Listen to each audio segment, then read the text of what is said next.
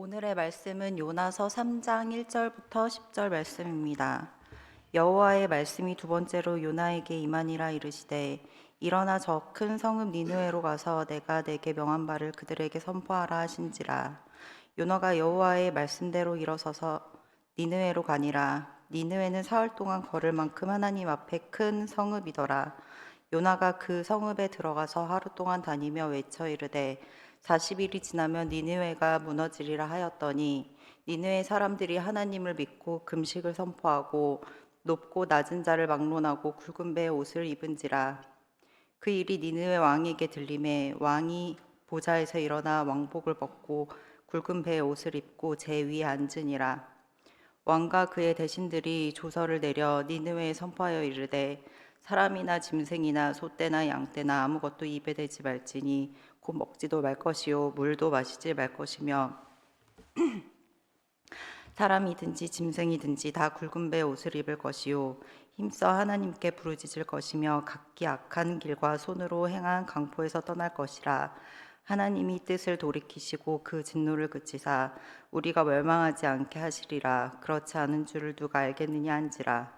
하나님이 그들이 행한 것 곧 그 악한 길에서 돌이켜 떠난 것을 보시고 하나님이 뜻을 돌이키사 그들에게 내리라고 말씀하신 재앙을 내리지 아니하시니라.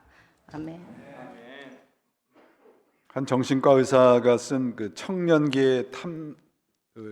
청년기의 자기 탐색이라는 글에 나오는 내용인데요. 미국의 그 한 젊은 기자가 기획 기사를 썼습니다. 그 기사의 타이틀은 뭐냐면 미국의 국회의원들은 모두가 다 바보다. 그게 이제 타이틀이에요. 그냥 쓴 게 아니고 이제 여러 가지 적절한 자료들을 가지고 논리적인 글을 썼습니다. 그 기사를 읽어본 그 고참 기자가 그 충고를 하나 합니다. 이 기사가 나가면 항의가 말이 아닐 텐데 타이틀을 좀 한 글자만 좀 추가해서 바꿨으면 좋겠다, 이렇게 충고를 해요. 젊은 기자가 그 선배 기자의 충고를 받아들여서 바꿨습니다. 새로 바꾼 타이틀은 뭐냐 하면 미국 국회의원들은 한 사람만 빼놓고 다 바보다, 이렇게 바꿨습니다.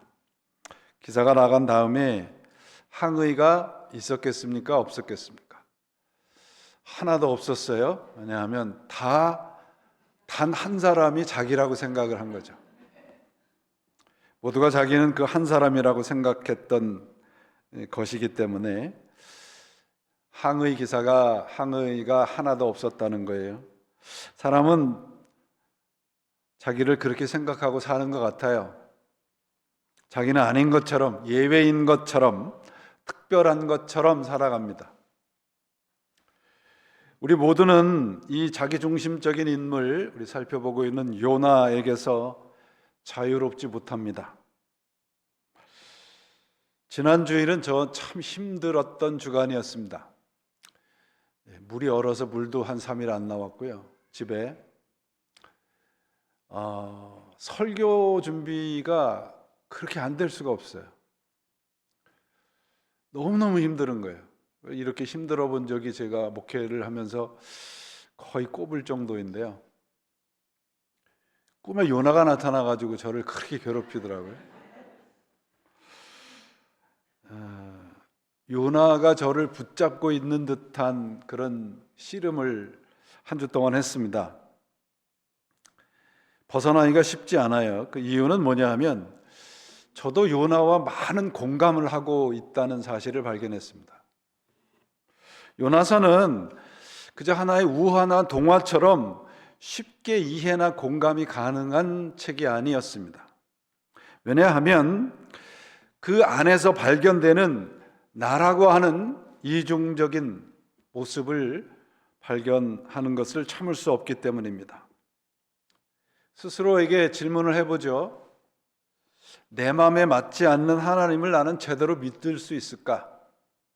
내가 좋아하지 않는 하나님의 말씀을 나는 정말 믿을 수 있을까? 요나서는 물론 이제 요나가 썼다고 우리가 알고 있습니다. 요나라는 이름은 구약에서 딱 한 번 등장을 합니다. 열왕기서에서 열왕기하 14장에 등장을 하는데요. 아미떼의 아들 여로보암 2세 때 활동을 했던 예언자라고만 알려져 있습니다. 그런데 이 요나서는 이 요나라고 하는 예언자가 쓴 글이 아니라는 것이죠.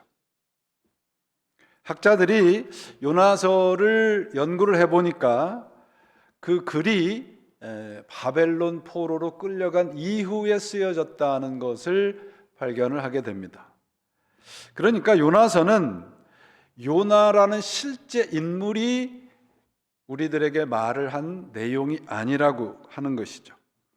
후대 한 인물이 특별한 메시지를 후대에게 전하기 위해서 요나라는 인물을 등장을 시킨 것이 요나서입니다. 그래서 요나서의 그 히브리의 첫 단어가 뭐냐 그러면 바예히라는 단어인데, 이 말은 이런 말이에요. 우리가 예전에 동화나 우리 이 어린 아이들한테 얘기를 해줄 때 흔히 첫 번에 뭐라고 얘기를 하는가 하면 옛날에 이런 의미입니다. 바예히라는 말은 그리고 이런 일이 있었는데 이런 뜻이에요. 그러면 요나서의 저자는 하나님의 백성들에게 무엇을 가르치려고 그것도 원수인 니느웨를 등장시키면서까지 우리들에게 가르침을 주고 있느냐 하는 거예요. 니느웨에 대해서 그 히브리 백성들이 가지고 있는 그 원한이 굉장합니다. 그 니느웨가 망한다라고 하는 예언을 기록한 책이 나훔서인데요. 나훔서에 보면 이렇게 되어 있습니다. 너는 망한다. 피의 도성, 거짓말과 강포가 가득하고 노략질을 그치지 않는 도성이다.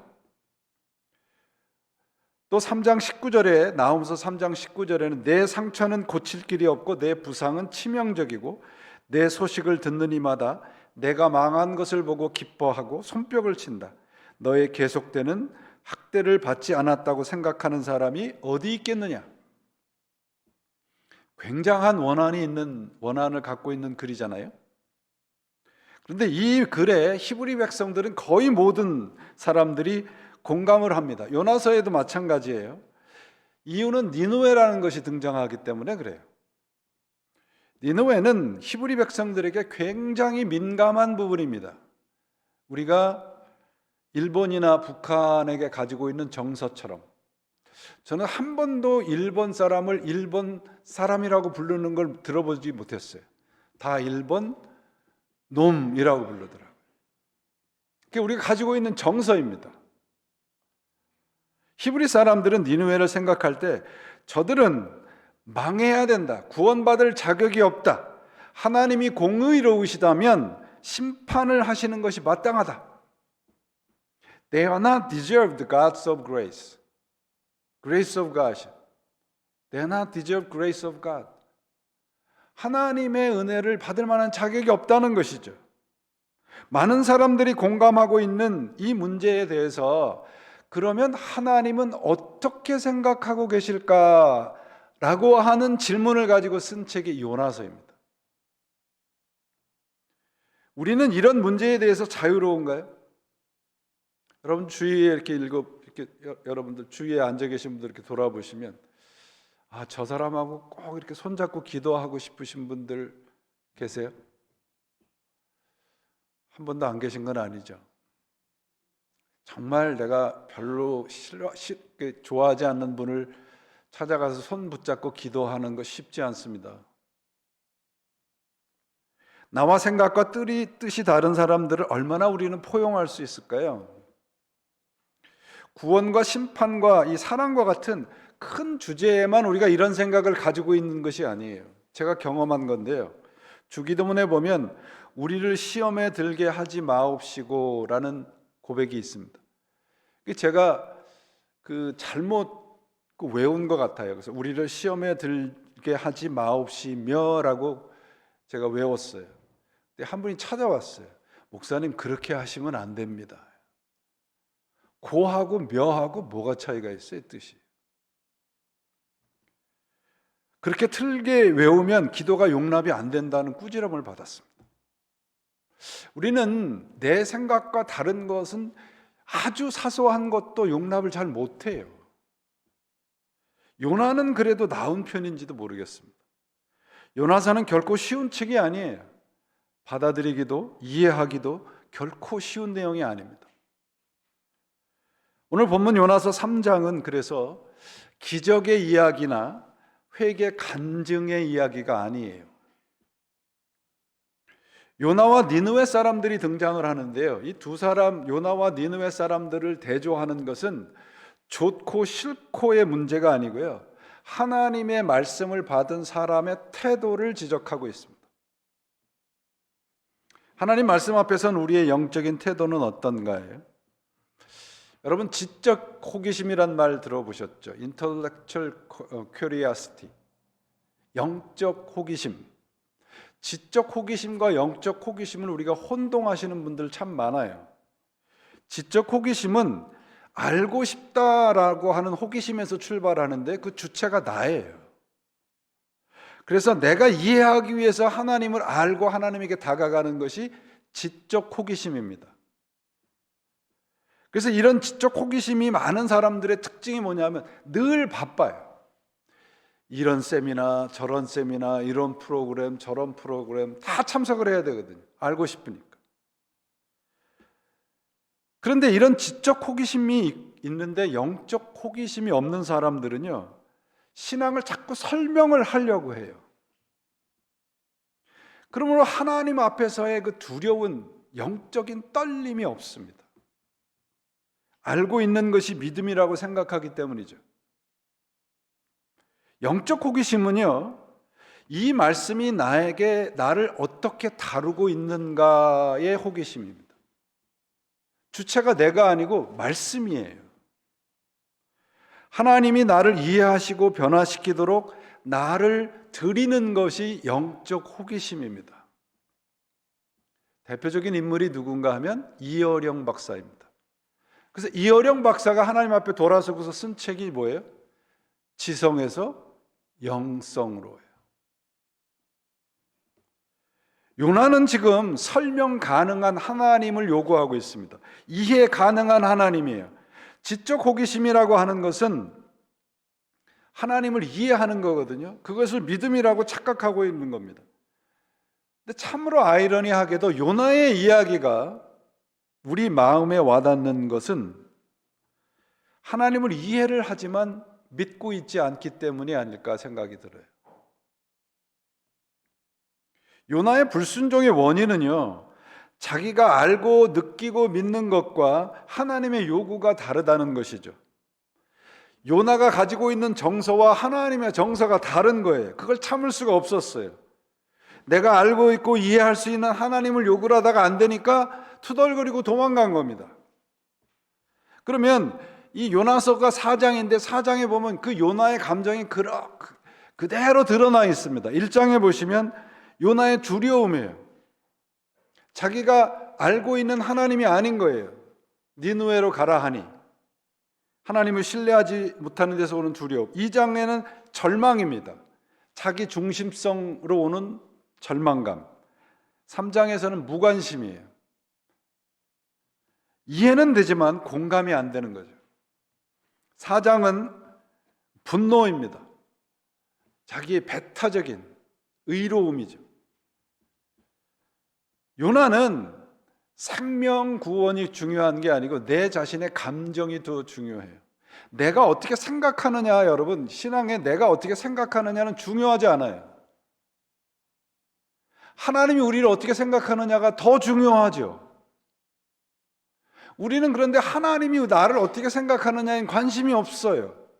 내가 하나님 어떻게 생각하고 내가 교회를 어떻게 생각하고, 이것이 중심이 될 때 우리는 하나님으로부터 멀어집니다. 요나가 하나님 앞에 불순종하는데 한순간 욱해서 불순종했겠습니까? 아니에요. 마음속에 쌓인 그 정서가 불순종으로 나타난 겁니다. 그게 바로 니느웨 정서예요. 다른 것은 몰라도 니느웨는 안 됩니다 이거죠. 어떤 분들 그런 얘기하는 것은, 그런 말씀하시는 거 종종 들어요. 죽어도 못하겠습니다. 저 사람은 죽어도 아닙니다. 그러면 제가 뭐라고 대답하냐면 죽으시면 됩니다. 죽으면 돼요. 우리에게 반일 정서가 있듯이, 일본에 대한 반일 정서가 있듯이 니느웨 정서가 있는 거예요. 히브리 사람들에게는. 악한 사람들에게 심판을 요구를 하는 것이 잘못됐습니까? 아니죠. 어떤 분이 저한테 이런 얘기를 한 적을 들은 적이 있어요. 저 사람이 다니는 교회만 아니면 내가 가겠다. 제가 그분에게 뭐라고 듣냐면, 다른 분이 혹시 본인에게 그런 얘기를 하시면 어떡하시겠어요? 내가 싫어하고 내가 용납할 수 없는 존재만을 위해서 심판을 해달라고 하는 것은 하나님이 원하는 것이 아니에요. 요나는 예언자였지만, 하나님의 말씀을 듣고 그 말씀을 전하는 사람이었지만, 자기의 영혼을, 마음을 다스리는 데는 서툰 사람입니다. 어쩌면 우리 모두가, 저를 포함한 모두가 다 그런 것 같습니다. 요나서를 읽어보셔서 알겠지만 요나서에는 무슨 거창한 교리가 있는 것도 아닙니다. 율법에 대한 가르침이 있는 것도 아니에요.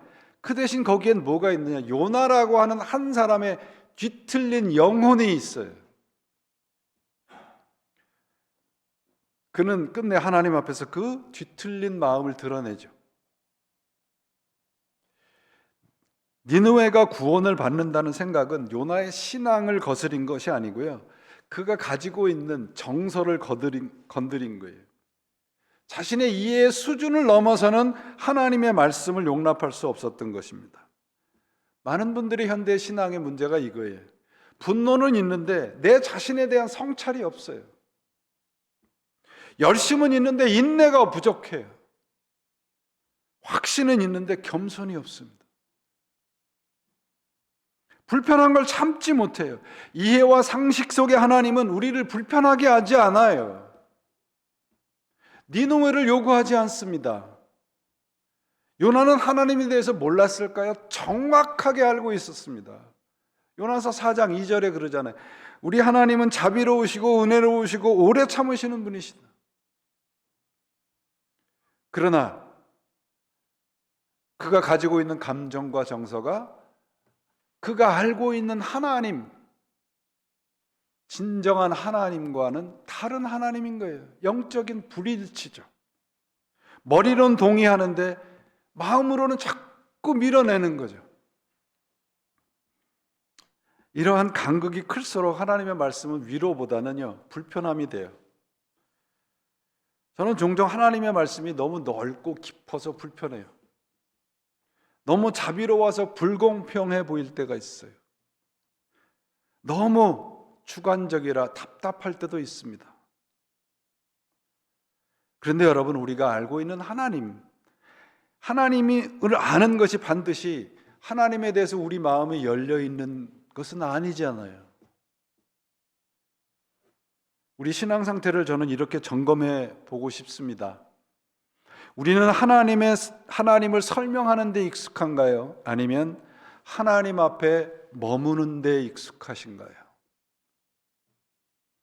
하나님의 성품을 말할 수는 있지만 그 하나님의 말씀의 성품이 내 삶의 경계를 허무는 데 우리는 거부하고 있지 않나요? 우리의 이해와 암과 신념이 아니라 하나님을 향해서 우리의 영혼을 열어드리시기를 바랍니다. 오늘 본문에서 우리가 믿어야 되는 하나님에 대해서 뜻을 돌이키시는 분이라고 말씀하고 계세요. 시몬 베유라고 하는 신학자는 우리 인간을 하나님의 자기 축소라고 정의를 했어요. 우리를 사랑하시기에 자신을 축소하기까지 하시고 십자가에서 죽어주셨다는 말씀이죠. 우리가 느끼는 감정과 정서들은 불완전합니다. 더더군다나 그런 감정과 정서는 죄된 것이에요. 이것이 우리가 하나님의 말씀을 붙잡아야 하는 이유입니다. 여러분, 요나서를 읽어보시면서 발견하셨죠? 당황스럽지 않으세요? 하나님을 알지도 못하고 믿지도 않는데 그런 존재들이 등장을 해서 하나님을 보여주고 있잖아요. 1장의 이방인 선장과 선원들, 2장의 물고기, 오늘 3장의 니느웨 백성들, 4장의 박농쿨, 하나님과 아무 상관이 없는 사람들이고 존재들이에요. 그런데 그들이 하나님을 증거하고 있단 말이죠. 이 말씀은 하나님은 요나를 결코 잊지 않는다는 말씀이시고요.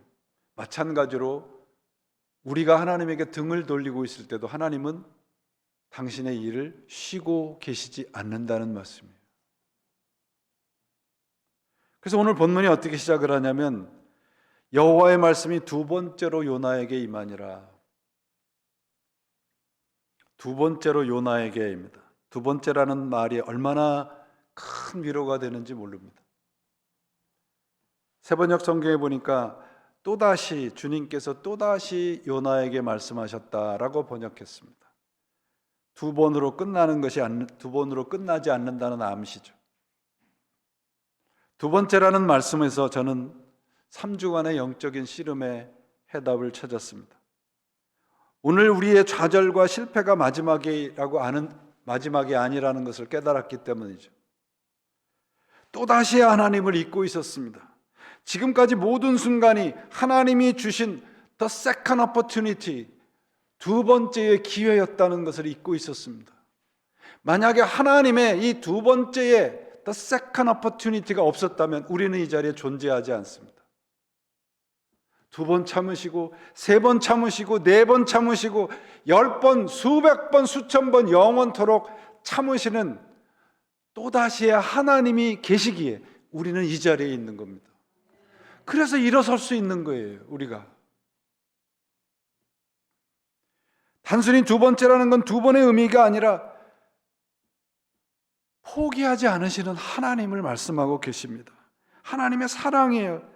두 번이 세 번이 될 것이고 10번이 될 것이고 영원히 될 것입니다. 우리의 실패와 좌절이 있을 때마다 하나님은 또다시 우리를 찾아와 만나주세요. 그래서 우리에게 소망이 있는 거예요. 요나는 실패했습니다. 도망쳤습니다. 하나님의 뜻을 거부했습니다. 하나님은 그러나 그를 포기하지 않으십니다. 우리에게도 통일해요, 여러분. 우리가 얼마나 수없이 하나님의 뜻과 반대 방향으로 왔습니까? 돌고 돌아서 이 자리에 온 것이 내 능력이고 내 신앙 때문이에요? 아닙니다. 하나님의 참아주심이죠. 하나님의 또다시의 은혜입니다. 요나서 3장은 그래서 하나님의 말씀으로 회복된 선지자 요나의 이야기가 아니라 포기하지 않으시는 하나님의 이야기입니다. 니느웨는 여러분, 요나에게 용서받아서는 안 될 도시였어요. 우리는 너무 자주 하나님을 우리의 경험과 우리의 정서라고 하는 울타리에다 자꾸 가두려 해요.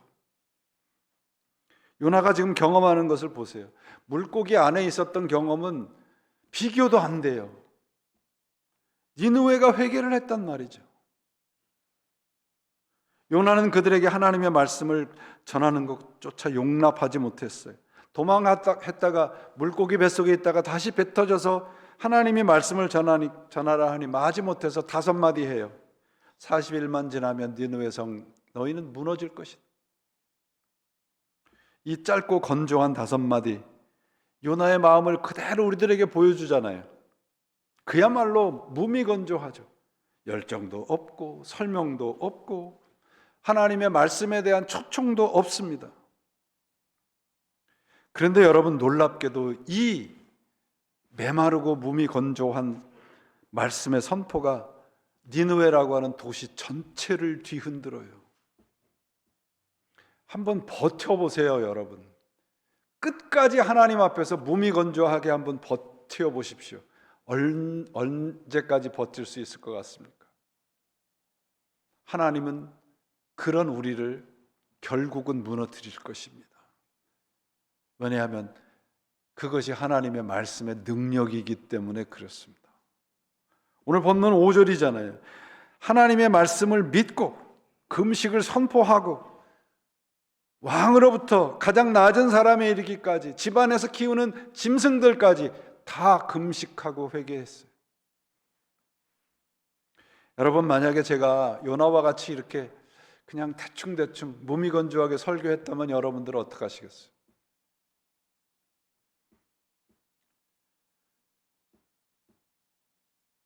여러분들이 제 설교에 대한 태도가 만약에 요나와 같은 태도를 했다면 저는 어떻게 했을까요?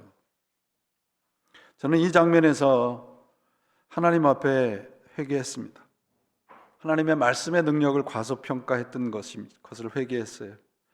설교에 저의 노력과 열정과 능력이 더해지면 말씀의 능력이 더 많아질 것이라는 착각을 했던 거죠. 말씀을 받은 사람들은 아무도 기울이지 않으리라고 예단하고, 아무도 귀를 기울이지 않으리라고 예단하고 말씀을 전하는 일을 소홀히 하지 않아야 한다는 생각을 다시 합니다. 정말 가끔 말씀을 선포하면서 허공을 치는 듯한 느낌을 받을 때가 참 많습니다. 아무도 말씀에 귀 기울이지 않는 것 같아서 암담해할 때도 있었습니다. 그래도 하나님의 사람은 말씀을 전해야 됩니다. 하나님의 말씀은 요나의 열정에 의지하지 않아요.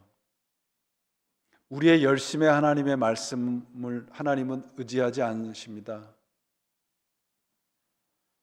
우리는 서로, 목회자인 저와 여러분은 서로 영적인 책임감을 가져야 됩니다. 설교자는 마음과 삶이 빠진 설교를 하지 않아야 되는 막중한 책임감이 있습니다. 기술적이고 매력적인 인기를 추구하는 말쟁이가 되어서는 안 된다는 생각을 하고 있습니다. 영적인 순정이 빠진 하나님의 말씀도 그 말씀을 받은 사람의 태도에 따라서 오늘 본문에서 놀라운 역사를 이루지 않아요? 여러분들도 부족한 저의 설교를 하나님의 말씀으로 받아들일 때 그 말씀의 능력의 기적이 바로 이 자리에서 나타날 줄 믿습니다. 우리가 왜 하나님의 말씀에 대해서 이렇게 무관심할까요? 나는 죽어도 하나님의 말씀을 안 들을 거야, 그렇게 결단하신 분 계세요? 아무도 없을 거예요, 그죠? 그런데 왜 하나님의 말씀이 우리 귀에 쏙쏙 안 들어올까요? 다른데 우리의 생각이 다른 것에 빠져 있기 때문에 그래요. 제가 지난 주간에 오늘의 묵상에도 드렸던 말씀이 바로 그겁니다. 우리는 세상 일들과 내가 하는 교회 일들에 내 확신들에 사로잡혀서 하나님의 음성을 잘 못 들어요. 그래서 묻습니다, 여러분. 우리는 요나처럼 옳은 말을 하면서도 그 삶이 우리의 삶을 건드리는 것을 거부하고 있지는 않는가요? 말씀을 전달하는 자리에 서 있지만 말씀 앞에 떨며 서는 자리에서는 물러가 서 있지는 않는가 스스로에게 질문을 해봤습니다. 3장을 보시면, 오늘 본문을 보시면 하나님의 말씀이 이루어지는 것이 아니잖아요. 요나의 예언은 성취되지 않았어요. 예언이 뭐예요? 40일만 있으면 망할 것이다 였는데 니느웨는 망하지 않았습니다. 그러면 요나가 한 예언은 거짓인가요? 이 대목에서 하나님의 말씀, 곧 예언의 말씀의 진짜의 의미를 우리가 찾아야 합니다. 예언이라 함은 미래를 맞추는 것이 아니고요, 그 말씀이 전하여진 그 현재의 나를 깨우는 거예요. 하나님의 말씀으로 내가 깨어 일어나는 것이 예언이에요. 우리가 오늘 하나님의 말씀을 듣는 것은 이 자리가 하나님의 말씀에 깨어짐의 현장이 되기 위함입니다. 요나의 예언이 성취되지 않는 것이야말로 가장 큰 성공이죠. 왜냐하면 그 예언의 목적은 심판이 아니고 구원이기 때문입니다. 하나님은 우리를 망하게 아니하실 겁니다. 우리를 어렵게 만드시는 것은 하나님의 본심이 아니에요. 우리를 더 사랑하시고 더 은혜롭게 만드시려고 하는 것이 우리 하나님의 본심임을 잊지 않으시길 바랍니다. 우리를 깨우치고 계세요. 감정적으로 여러분 좀 느끼고 뭔가 이렇게 따뜻하고 그런 정도의 감정이 말씀의 감정이 아닙니다. 말씀은 우리의 골수를 쪼갠다고 되어 있습니다.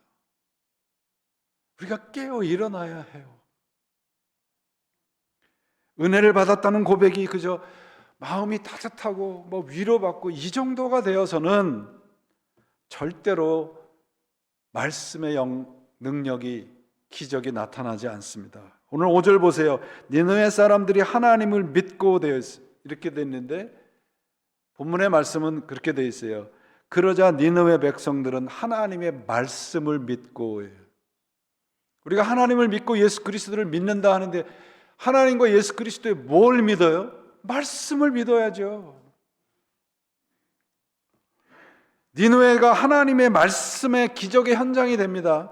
우리 교회가 하나님의 말씀의 현장, 말씀의 역사가 나타나는 현장이 오늘 되시기를 바랍니다.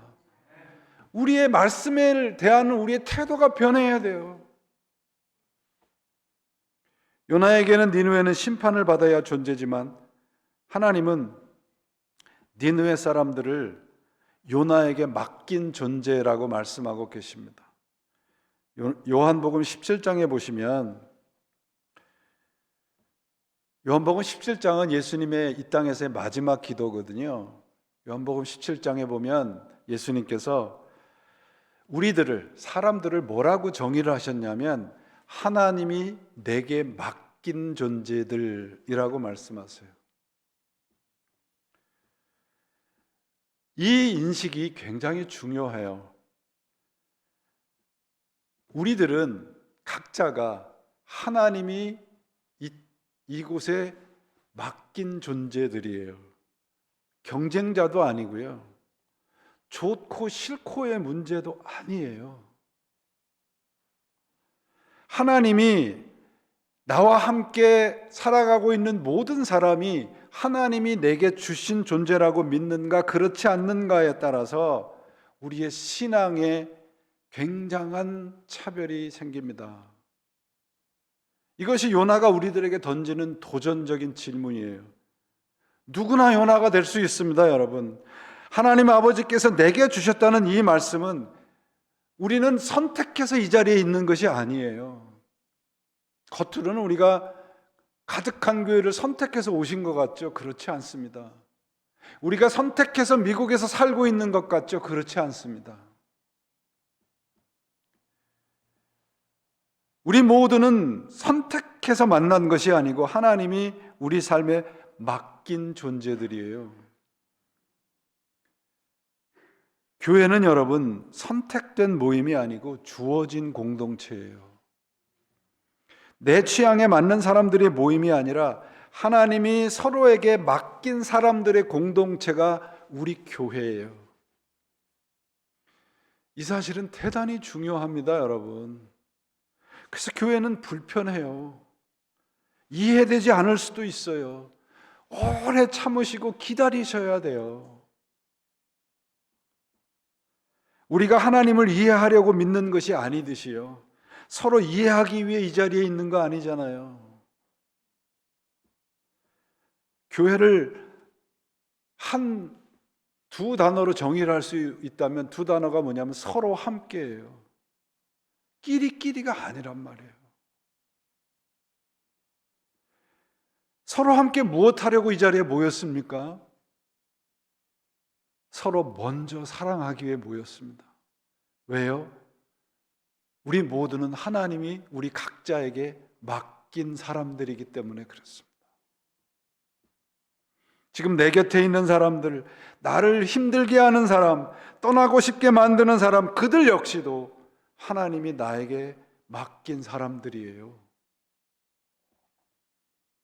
신앙이 깊어진다는 것은 그 말씀을 가지고 어느 누구도 함부로 대하지 않는 거예요.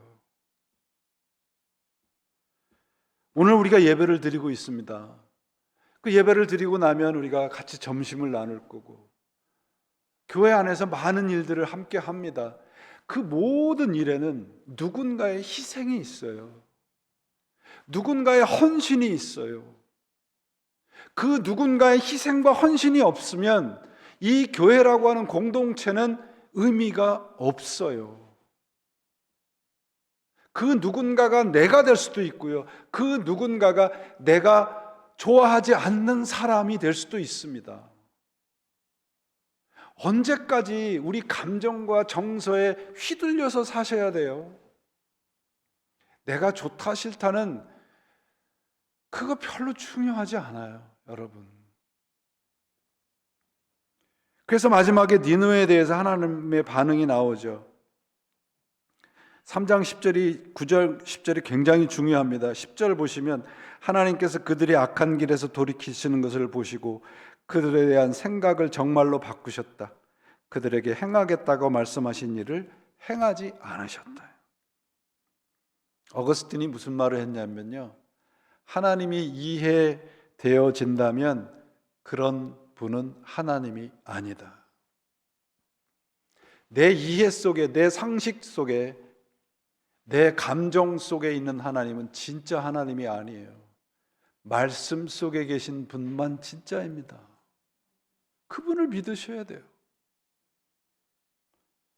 우리는 하나님에 대해서 항상 초보자고 아마추어예요. 그런데 아이러니하게도 늘 프로같이 행세를 한단 말이에요. 하나님 앞에서. 이해하려고 하는 하나님, 이것이 요나가 믿는 하나님입니다. 우리 하나님은 어떤 하나님이십니까? 우리 하나님은 우리를 품고 계시고 우리를 사랑하기 위해서 당신의 뜻을 돌이키시는 분이세요. 저는 이 본문에서 정말 귀한 깨달음을 찾았습니다.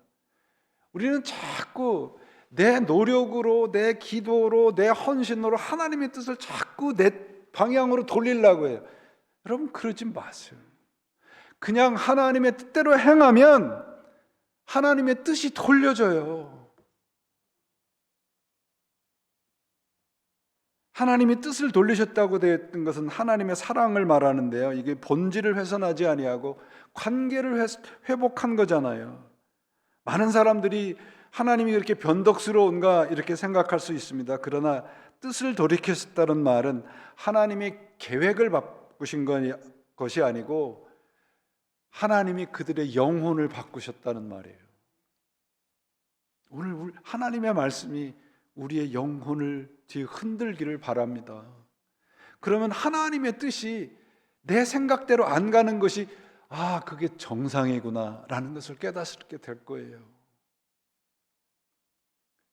3장에서 보시면 여러분, 주어가 뭔가 보세요. 여호와의 말씀이 임했다. 요나가 하나님의 말씀대로 니느웨 사람들이 하나님의 말씀을 믿고 하나님이 보시기에 그 뜻을 돌이키시고, 주어가 하나님이에요. 요나가 아니에요. 우리 인생의 주어를 하나님으로 되돌리시길 바랍니다. 그러면 우리 안에서 하나님의 뜻이 이루어져요.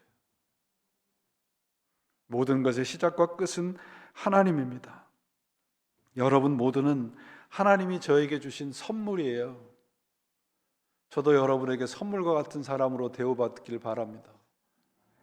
서로에게 선물과 같은 대우를 하고 그런 관계가 우리 교회 안에서 이루어지시기를 바랍니다. 좋다, 싫다, 마음에 든다, 안 든다, 이런 감정들은 우리 서로를 자꾸 밀어내고요, 우리와 하나님과의 관계를 자꾸 멀리해요. 그 중요하지 않아요. 여러분, 함께 귀를 기울이시고 함께 움직이시기를 바랍니다. 오늘 하나님의 사람으로 최선을 다하는 사람들만이 하나님의 뜻에 모든 것을 맡기실 수 있습니다. 사랑하는 성도 여러분, 요나서 오늘 본문이 우리에게 주시는 가장 큰 위로는 무엇입니까? 하나님의 계획은 우리의 실패로 좌절로 멈추지 않는다는 것이에요. 요나가 도망쳤어도 니느웨 성의 구원의 계획은 멈추어 서 있지 않습니다. 우리가 실패했어도 하나님은 우리 인생에 대한 뜻을 거부하지 않으시고 포기하지 않으세요. 여호와의 말씀이 두 번째로 임합니다. 세 번째, 네 번째로 임합니다. 하나님은 우리를 포기하지 않으십니다. 그러니 우리 함께 일어나십시다. 그리고 우리의 니느웨로 함께 향하십시다. 하나님이 함께 하십니다. 또 다시의 하나님을 다시 신뢰하시는 여러분들이 되시기를 바랍니다. 단순히 말씀을 전하라고 우리를 또다시 부르시는 분이 아니시고요, 우리의 실패와 불순종에도 불구하고 하나님은 또다시 우리를 찾아오십니다. 그리고 말씀하십니다. 나와 함께 가자. 지금이 바로 그 또다시의 시간입니다. 하나님의 말씀을 또다시, 헌신과 열정을 또다시, 서로 사랑을 또다시, 하나님은 우리를 포기하지 않으신다는 것을 오늘 결단하시는 우리 모두가 되시기를 바랍니다. 우리 상황 때문에 불편한 감정과 정서가 습관이 되어버린 우리의 얄팍한 정서 때문에 우리를 포기하지 않는 하나님을 잊지 않으시기를 바랍니다. 하나님께서 오늘 우리들을 이 자리에 불러 모아주신 것은 내 옆에 사람이, 나와 함께하는 모든 분들이 우리의 선물이라고 하는 것을 서로 깨닫고 서로 부둥켜 안으라는 말씀입니다. 그리고 함께 또다시 하나님을 붙잡고 하나님을 향해서 새로운 발걸음을 걸어가라고 하는 하나님의 부르심이라고 하는 것을 잊지 않으시고, 오늘 이 자리가 주님을 향해서 우리가 함께 걸어가는 또다시의 출발점이 되시는 우리 교회가 되시기를, 여러분 모두가 되시기를 주님의 이름으로 축원을 드립니다. 기도하시겠습니다. 하나님 아버지, 감사합니다. 이 시간도 하나님께서 함께 하시는 귀한 예배를 드렸습니다.